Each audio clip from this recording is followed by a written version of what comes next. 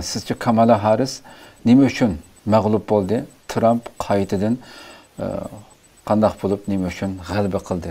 Bu saylanmasiga umumiy jihatdan bir qarab o'tib uni keyin kirgan bo'lsak. Xo'sh.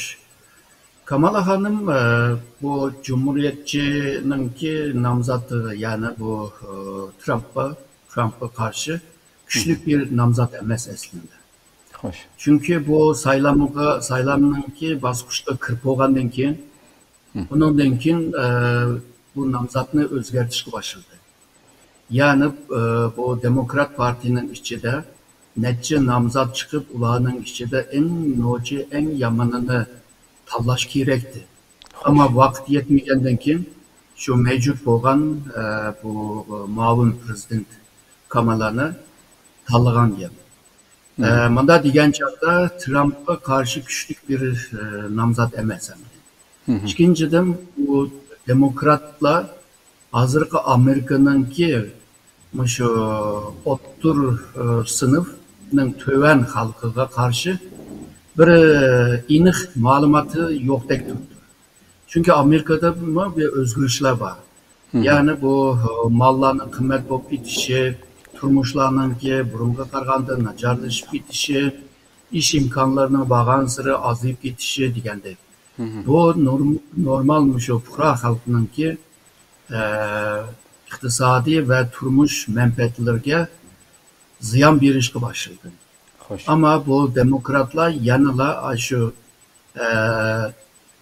bu sarxillarninki ideyasi bilan şu siyasetine ilip berishga başladı. Bunda degan chaqda Amerikanınki şu o'rta sinf va o'rta sinfda töven bo'lgan xalqning bu sosyologiya qurilmasini yaxshi bilamaganligini ko'rsatdi bu yerda.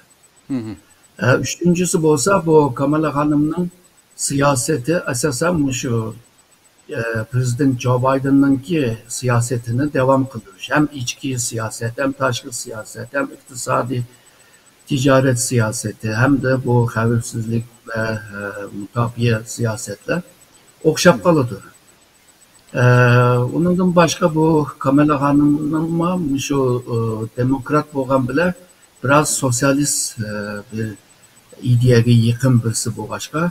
Amerika'nınki əbəqəmən degan turmuşları nacharlashib ketgan xalqninki ideyasında o yaxshi bir namzat emas deb ko'rdi. Aslında bir vaqtlarda şu demokratlarninki namzati Hillary Clinton bilan şu Trump'ninki bir musobaqa vardı, yani saylan musobaqasi.